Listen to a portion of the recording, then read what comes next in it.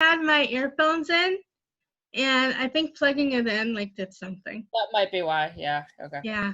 All right. Let's get started now. All right, guys. Welcome back to our Speak Life channel, video number 2. Yes. All right. Yes. So, all right, Leah, what are we talking about today? So we're talking about family and what was the other part? Family and remind me. Family and What was that one word we were trying to think of? I know, right? Family and the breaking down of how society, how the culture and everything is breaking down the family. Yeah, that's what we were talking about. Okay. Yes. Yeah. So and there's so many good things to talk about. We might have to do 2 videos. yeah, I have a feeling. Yeah, because it's I was talking before all of this, I was talking to my dad about it, and he's like, wow, that's really it's a stuff lot. and a lot, and just him giving me some tips and well, I've got this down to talk about. And so why don't we for this video, why don't we do our family issues? And then the next one we'll do the political stuff. Awesome. Yeah. Okay. All right. So I think let's see. In my notes. Let's see. All right. So I guess family, what is family, and that's beginning with marriage and stuff. Yeah. And I don't marriage is such an incredible gift from God. Yeah, it's so good and it's so fruitful, and it's learning about theology of the body, learning that marriage is supposed to be free, faithful, total, fruitful. Yes. And when all of that goes away, everything else falls apart. Everything. And I mean people using each other, and the fear of commitment, right. and it not being total, it not being completely you giving yourself completely and totally as a gift to each other, and I guess not being open to life. Marriage is for family, for children, and it's yeah. And it's yeah. Mm-hmm. And when you take those away, everything. It's a very beautiful thing, but you don't want to ruin it, Right. And I think society and culture today is all about, do whatever you want. And it's it's your life, it's whatever. Right. It's it's your life, do whatever you want, and just put God on the side. And the whole thing with abortion, even, and how that's tearing people apart, and how a woman's femininity and a man's masculinity is being so under attack of how right, how a woman should be, how a woman should dress, how a woman should speak, and what she can do with her own body, and even an abortion being well, it's your body, do whatever. Right. But that's also God's child that you're taking away. Right. It's his child too, and it's it's not just and it's a human being, and has inherent dignity and value and worth, and it's not just that child that's being killed, but a whole lot of other generations. That's somebody's sister, brother, daughter, exactly, future mother or dad or something. Yeah.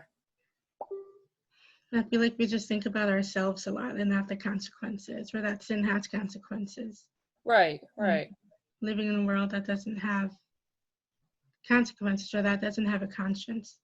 Mm-hmm.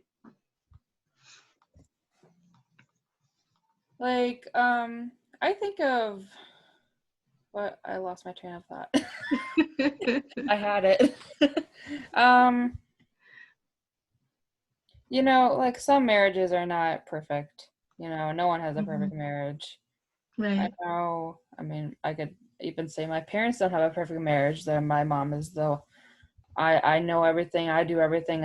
I'm perfect. She has that personality. She takes charge, and my dad's just like, okay, all right, whatever. Right. And I mean, I hate to say this, but like, me and my siblings talk, and we all say, they should go to marriage counseling because they probably do need it. But Right. I mean, at the end of the day, they do love each other. Right. Yeah, and it's like, right, like no marriage is perfect. Like I know that if I was to get married, my marriage wouldn't be perfect. My parents' marriage isn't perfect. Like, right. And I feel like, I don't know, I feel like so much in society, the culture is just has so many expectations, like so many crazy expectations or unrealistic expectations. Yeah. Going into marriage and what it means, like what love is. And like love, like I feel like people don't understand that love is it's unconditional. Right, unconditional, and it's sacrifice. It's not like you're with one person and they're like, oh, I don't want to be with you now, and then you go to someone else. Right, and that's part of like it being free, faithful, like faithful, total, and fruitful. Yes. And like not being afraid of commitment and just God being at the center. I think that's a big thing. Oh yeah, for sure.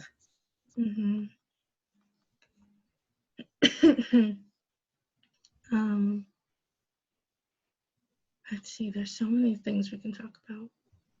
I know, like even in any relationship, like with my boyfriend, like, oh, we have plenty of arguments. I can attest to that. Right. Oh my gosh. What was it? Yesterday I had a little argument with him. I told him about the butt tapping and the butt slapping, the love tap, I should say. Right. He was not okay with that. Oh no. He was like, but what can I touch now? Nothing. Right. We did end up with a solution that we are both okay with hugs. So I'm good. Right. I think we're all good with that. Yeah, we're all good with it. He's a touchy person and I'm not. So we have to meet in the middle. Right. It's like someplace in the middle. Yeah, right. So luckily it all worked out, so it was all good. Oh, I'm so glad. I know. We both need to work on communication, which is, no marriage is perfect, or relationship for that matter. So communication is also a big thing too. Oh yeah, and like just being like not being afraid to be open and honest and transparent with each other, and I think a lot of that can start with like our relationship with God. Yeah, and a lot of people hide stuff in, and if you want to have a really good relationship with that person, you got to talk. Communication is key. Right, and that does, like, not communicating and hiding stuff like that does cause so much scandal and so many families to break apart. Right. And a lot of distrust. Yeah. And dishonor to each other, and it's a mess. Yes. Yeah. And it's like trying to do things his way, like God's way and not our way. And I guess one of the things would be like people's approach to marriage, meaning like the steps towards marriage, and what the culture and society today says to to just do whatever you want with each other, and if you want to move in together, but it's like it's not just about morals, and it's not just about like following the steps or following the commandments. It's about, was what I'm doing honoring God first and foremost and giving glory to God, and is it like what kind of person am I becoming? Right. And like, what do you believe? Right, and what do you believe? That's a thing too. Yeah. I feel like, and what are the consequences to what I'm doing? Not just the outward consequences, but also the spiritual consequences, and not just living for this world, but always having before us that our eternal salvation. Yeah. Yeah. And how it will affect other people, and what are we teaching our children? Because I feel like so many, like with I guess single mothers, it's like it can be like a generational thing. Right. And it's what's taught, it's what's shown, it's what's taught as this is okay, and just do whatever you want. I hate to say that they're not being good examples, but you gotta set a good example to your child. Right. And I feel like keeping the family together is also about it's setting a good example, setting that example of what is right, what is true, what is moral. Yeah. What is pleasing to God. Yes. And just doing things His way, and with the whole one of the things that I personally struggled with, discerning the vocation of marriage, would be we're gonna get really personal here, but it's all girls here. Right. Would be with me. So 3 years ago, I was diagnosed with an illness called endometriosis. I don't know if y'all heard about it, but it's an illness that a lot of times causes miscarriages, and it causes infertility. That's a big one, is infertility. And so when God was placing the vocation of marriage on my heart, it's as much as I wanted to say yes to God, there was something inside of me that was so fearful because of the fact that I have an illness that could potentially get in the way of another human being, growth and everything. And it's and I kept telling God, Lord, I don't want to be open to having a family, and I don't want to be open to getting married or in the gift of procreation, knowing that I have what I have, and just not having trust in God. And so this went on for probably, until recently, this went on for 3, maybe 2.5 years. And so it was just me wrestling with God and trying to surrender to what He was placing in my heart, and to saying yes to life, even if I'm not married now, just saying yes to life now. I don't have to do it when I'm married, but just now, and being open to whatever He wants. And it's I feel like so many times we're trying to be our own gods and trying to have things in control. And I guess with my illness, when it comes to having kids, a lot of times women are told that since they're unable to naturally have children or to conceive, then to just do IVF, to just do IUI, all that stuff, which is so unnatural for the body. Yeah. And so, but that's what they're told, that's what they know, and it's as if we're not giving any other hope. And I'm it made me question, as a woman, being pro-life. Right. Question, knowing that I have endometriosis, knowing that I have an illness that could potentially, cause miscarriages and cause infertility. What is my pro-life view on that? And it made me question my belief, and asking myself, what I really do, what I do IVF, what I do IUI, trying to put everything in my own hands instead of the hands of God. Right. And, so, and that's just through a lot of prayer, I guess God's helping me to understand that whatever happens, it's in His hands, and I shouldn't try to, try to have everything in control. It's not in my control. It's completely out of my control. Yeah, it's in God's hands. Right, it's in God's hands, and I feel that's how we have to look at the family too, is that God has given us a great gift in the family, in the vocation of marriage, and that we're not meant to try to do everything our way, but to leave everything in the hands of God. Right. And then he would be directing me to like other things other than IVF. I mean, there's natural family planning, the Creighton method, natural technology. Like, there's hope, and to just see beyond what's being told to me, what's being shown to me in the culture. Oh yeah, sure. And there's always that wonderful gift of adoption too. Right, and adoption. Oh yeah, I'm adopted too. That's another way. Right, and adoption.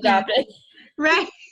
It's like also adoption and foster care, like all that stuff.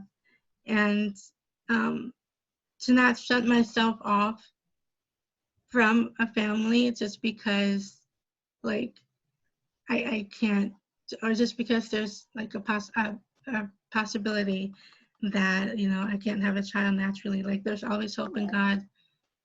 God is a God of hope and of miracles and everything. So it's like part of having a family is doing things his way and not our way. Yeah.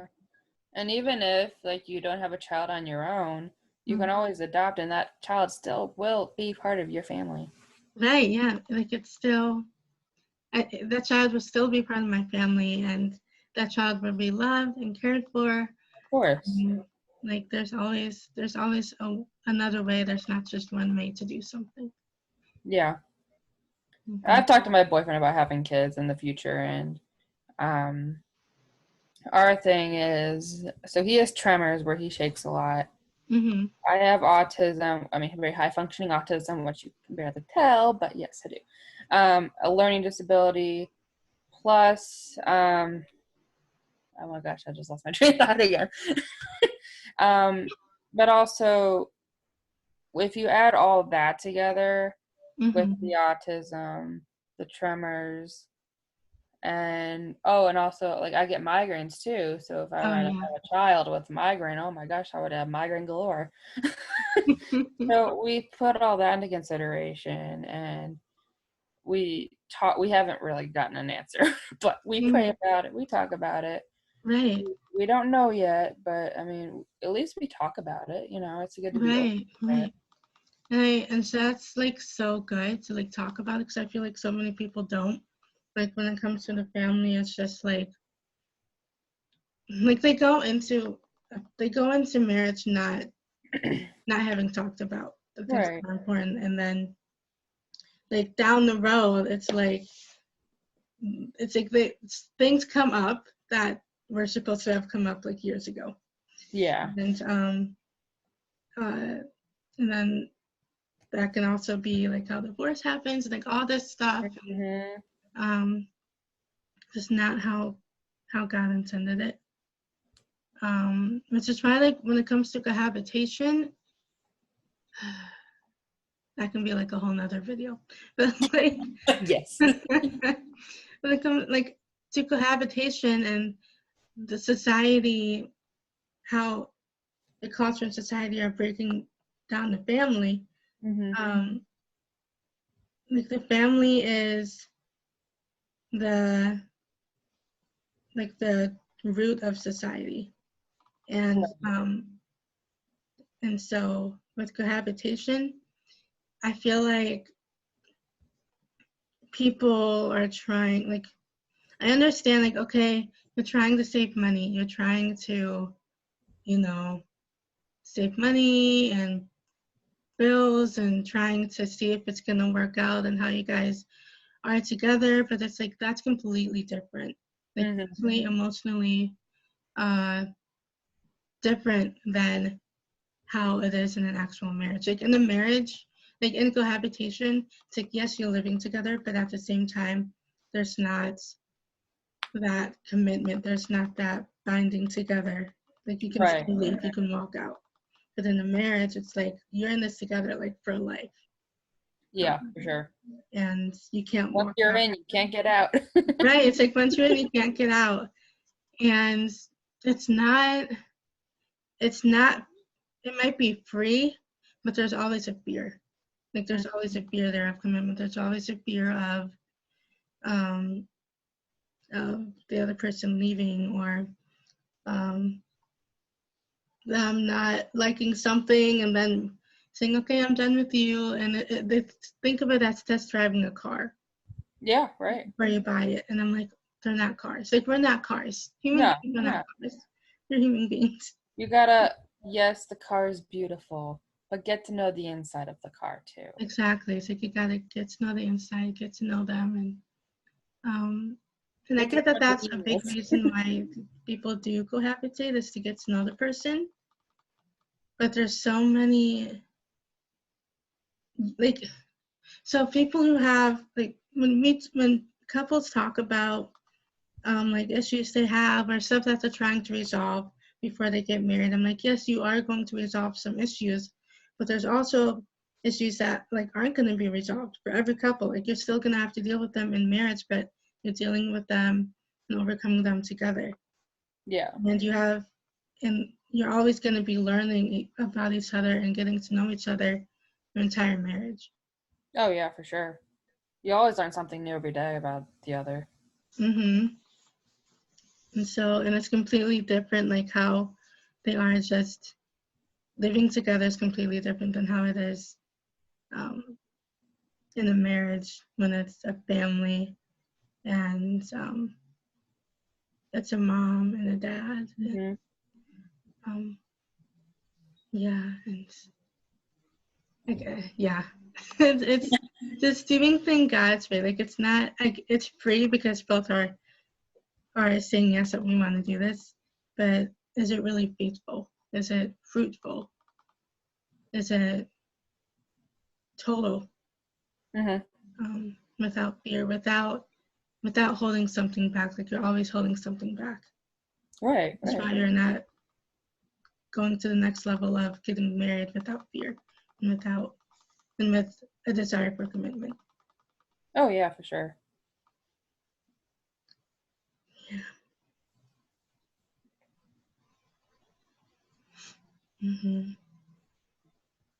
And in marriage, it's like you're able to see things, to see each other as a gift and not as like an object, or right.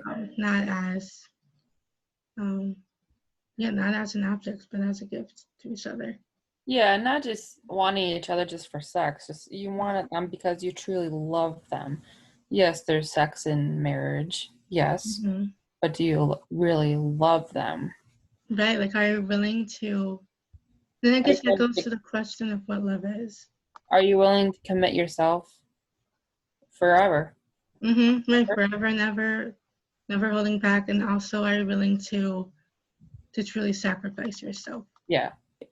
And to have sacrificial love, and to be that image of Christ to each other. Yes. In the way that God intended it. And all we have to do is look at the cross or that, and that marriage isn't something that holds you down but lifts you up and helps you to become holy and the saints that God wants you to be. And you're chasing God together and towards holiness. Yeah. Yeah. Like, I know, like, women also want to feel like respected. You know, that's a big thing. Right. And we could all put a whole video on Mary and respect and everything too. Women are not objects. We are human beings too. Right. We can't be just used for sex and then say goodbye because, you know, we got feelings. Right, exactly. Or even like men, it's like, I feel like people are messing with each other's emotions, and it's like, yeah, you might be living together for 2 or 3 years, but I hate to say it, but like, you there's more, and I feel like when it comes to like talking about cohabitation, it's more of like not just the statistics of like a divorce, but it's just the kind of person that you're becoming, like morally and spiritually, the kind of person you're becoming, and who is at the center? Is it like you, or is it God? Right. His commandments and his And like standards. some girls tend to just jump into the relationship just because they want a boyfriend. Yeah. Or any relationship. And I feel some girls they put God aside and put the boyfriend in God's spot. Oh, for sure. And that's unhealthy. Yeah, it's like and I feel like they're wanting, like, women turn to men so much for their approval, for attention, for their validation, but all of that comes from God. Yeah. Whenever like our identity is in Him, and we need to see ourselves. We need to love God first, and we need to allow ourselves to be loved by God first and foremost. That we need to allow God to have our hearts and our minds before anybody else can. Yeah. And like women, I see us as we're a colorful rainbow. Oh, We sure. have so many emotions, and men are just black and white. They're like, yeah, I'll do this or whatever. Right. Oh my gosh. Right. Right. And it's like, with how society is towards the family, towards marriage, it's I understand that it's like they're saying live the American dream, and that can also be about like working and having an awesome job, and in the family, that a lot of the times the dad can work, or one or the other or both parents can work more than like being with their families. And I'm like, I understand that you want to put food on the table, you want to provide a good life for your family, but there's also a thing called being attentive to your family and present. Being part of the family. Right, being part of the family. I mean, in my own family, my dad. You can be the father, but you also got to actually be proactive in the family too. Exactly. Like my mom, she was a stay-at-home mom, raised 6 kids, and then my dad, he worked at NASA. He's retired now. He worked at NASA, but he would like go to work in the morning and always come home at night unless he had like some like business trip thing he needed to take. Right. But he would be there for dinner. He'd be there for like whenever we needed him. Pretty much, like he was present. He was there. Like not making work more important than your family, and especially not more important than God. Oh, of course, yeah. And so I feel like how society is, the culture is breaking down the family too, is distraction. Yeah, for sure. And distracting us from what really matters. Yeah. And yeah, it's what really matters. And I feel like with cohabitation, I keep coming back to cohabitation. It's like that like that's like so, yeah, it's been on my heart lately to talk about. But I feel like when it comes to that, it's, yes, I know that they want the best for each other, and we want the best for them too, and we want them to succeed in their relationship, and we see how much they love each other, and that they desire to, that we, like, from the beginning of time, we are called to love, and made for love, and meant for love, and made by love, and that's what we're made for, and for true and authentic love. And we all desire that in so many ways.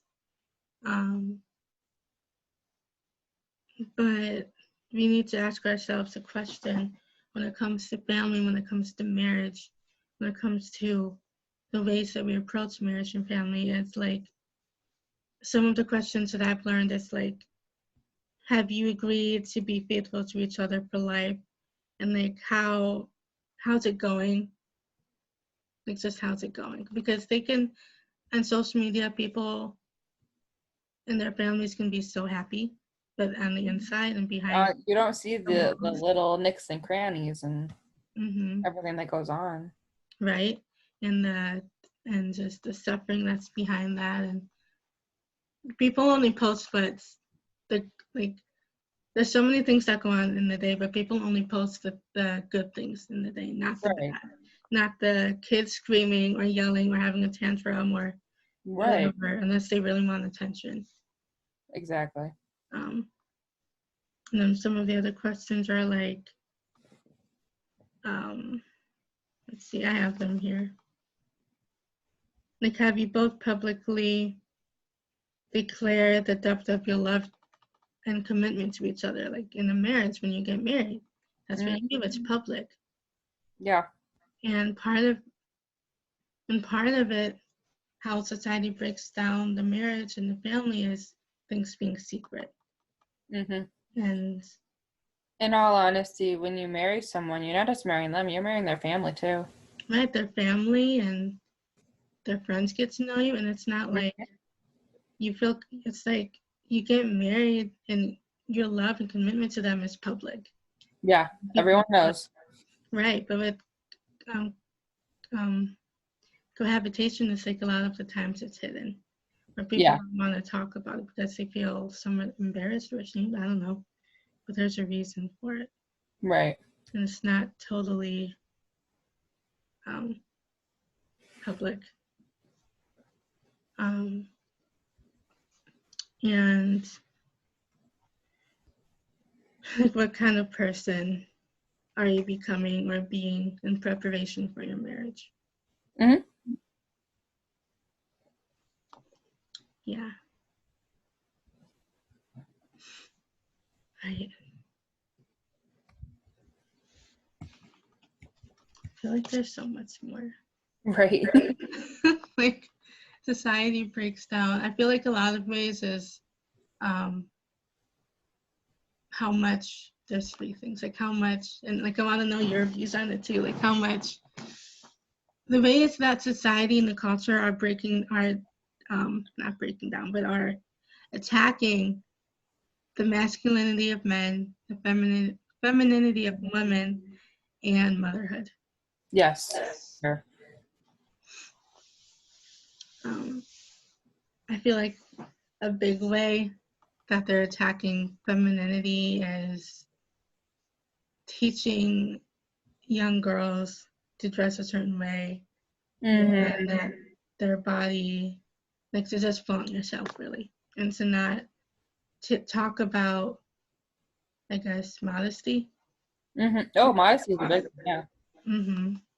It's not that they're showing, like St. John Paul II said, it's not that they're showing, that we're showing too little. I mean, it's not that we're showing too much of ourselves when we dress immodestly or act immodestly, but it's that we're showing too little of ourselves. Yeah. Like, you don't need to show off your body just to get a guy. They need to know you for you. Right. And to see them as like children of God, and that we are made in God's image and likeness, meant to be treated with dignity and respect. Yeah. But it's hard when it's hard for others to respect us when we don't even love or respect ourselves. Right. Like, what I've learned is that, yes, we can be like, have all these likes on Facebook and everything, but it's like, if I don't wake up in the morning every day loving and liking myself, then nothing else matters. Like, as long as I wake up and love myself, everybody else just likes is extra. I mean, as long you gotta be happy with yourself first.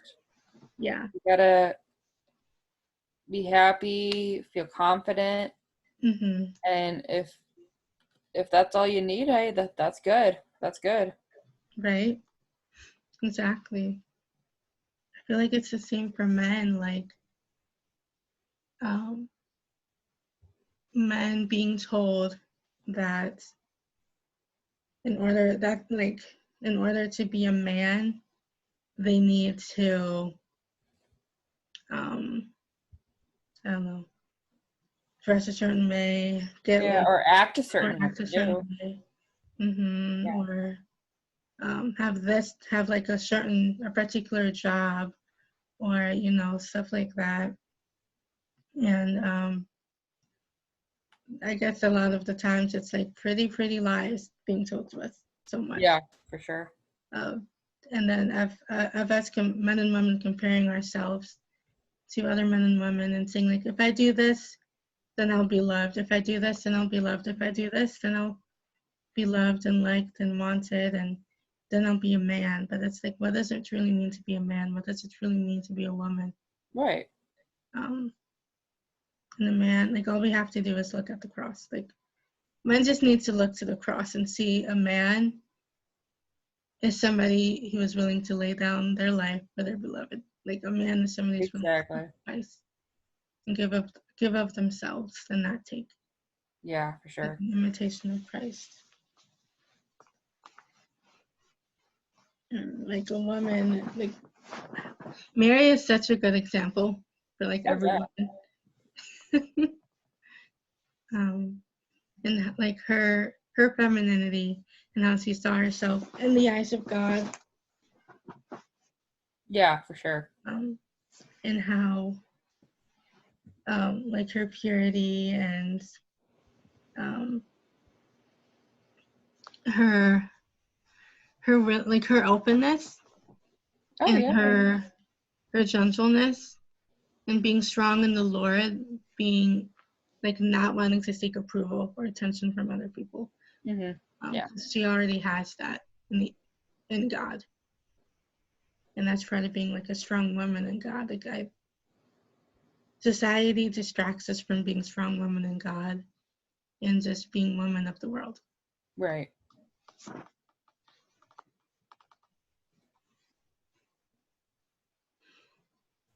Yeah. And to just like, I think one way too is competition. Yeah, the competition, like right. People are competing themselves, are wanting to compete themselves with the person to the right and the person to their left. Like, you should be your own individual. What's the competition? What's the rush? What are you rushing for?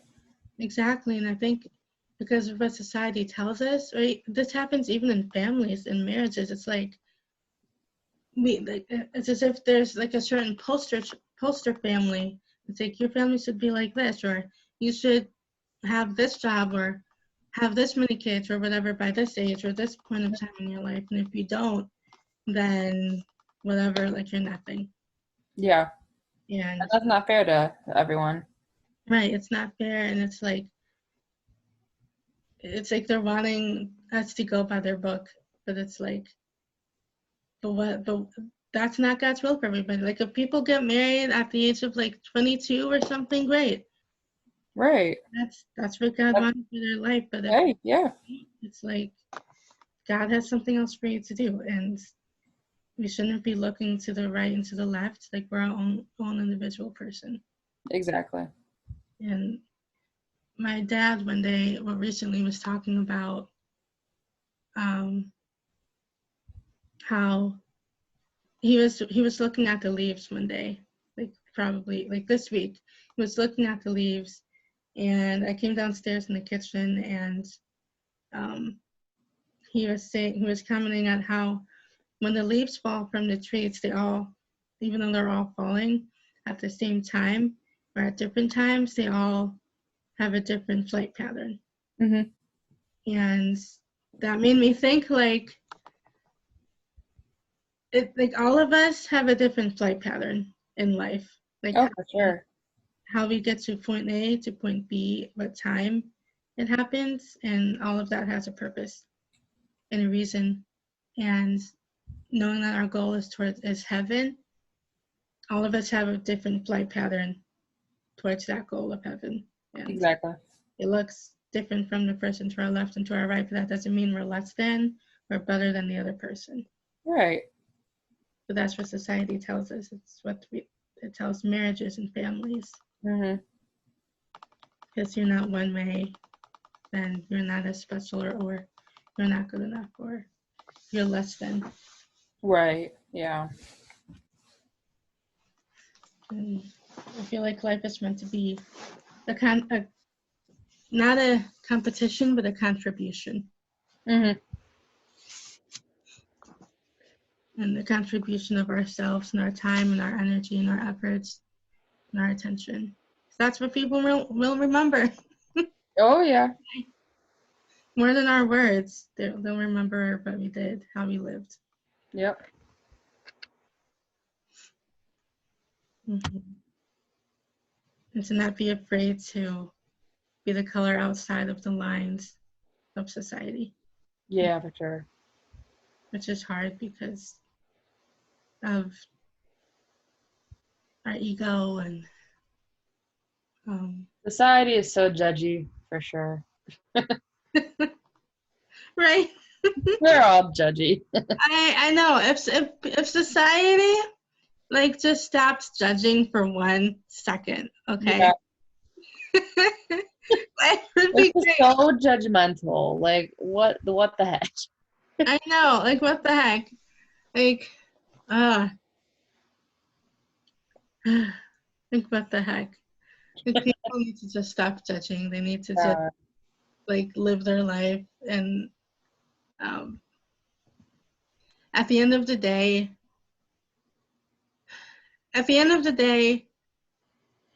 you know, God sees us. God sees what we're doing, even if nobody else does. Mm-hmm. And that's what's important. And we shouldn't be comparing ourselves to each other. What we should be comparing ourselves to is ourselves. Yeah, exactly. We are, like, at the end of the day, we are our own competition and our own worst enemy. And it's like, okay, how can I be a better me today than I was yesterday? Right, right. Mm-hmm. Yeah.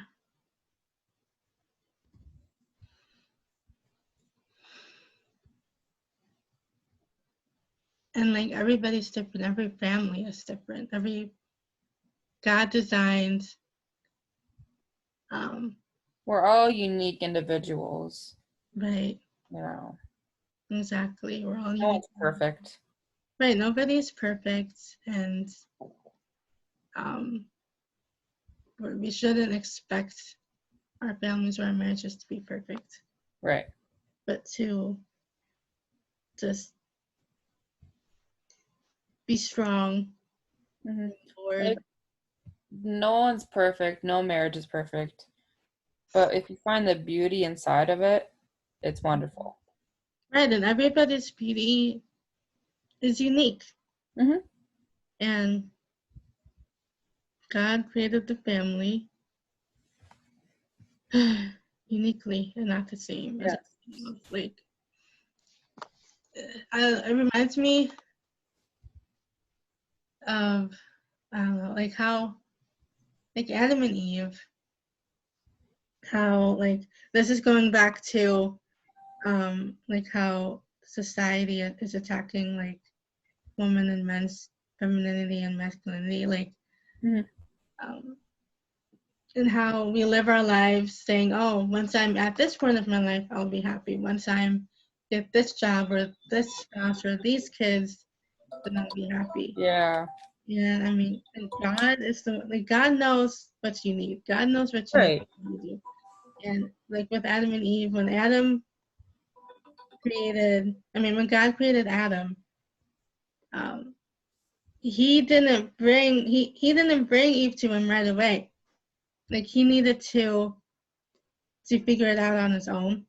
Right. He even said, like Adam even said, like he looked at all the animals and he didn't find anything to his liking.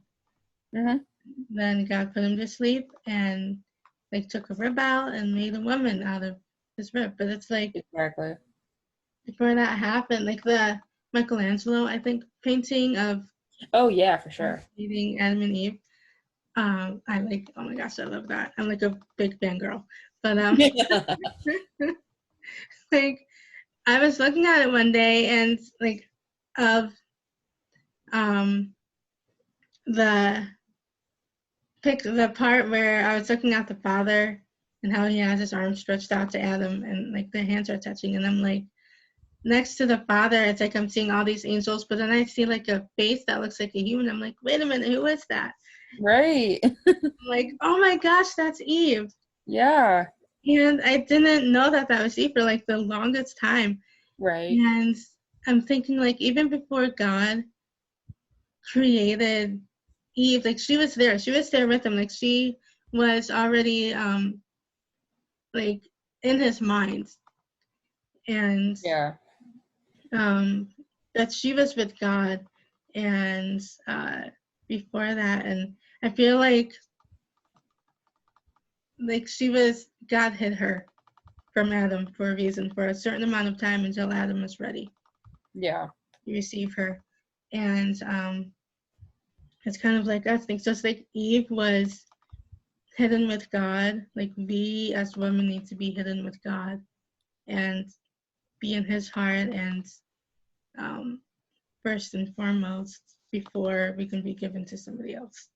oh yeah, yeah, And so our femininity won't be under attack and it would be protected by God. yeah.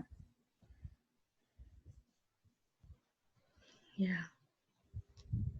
Well, I think that's a perfect way to end our first video. I think With so. Adam and Eve. Come on. Right? Adam and Eve in the family, the first family. For our second number 2 video, Adam and Eve. All right. Well, guys, I hope you enjoyed that little video. I had fun talking. Did you? Oh, it was so fun. It was so fun. And I think we're going to be posting videos, we said Mondays and Fridays. Yes, so we will be back on Monday. Yes, stay tuned. Alrighty. All right. All right. Bye. Bye.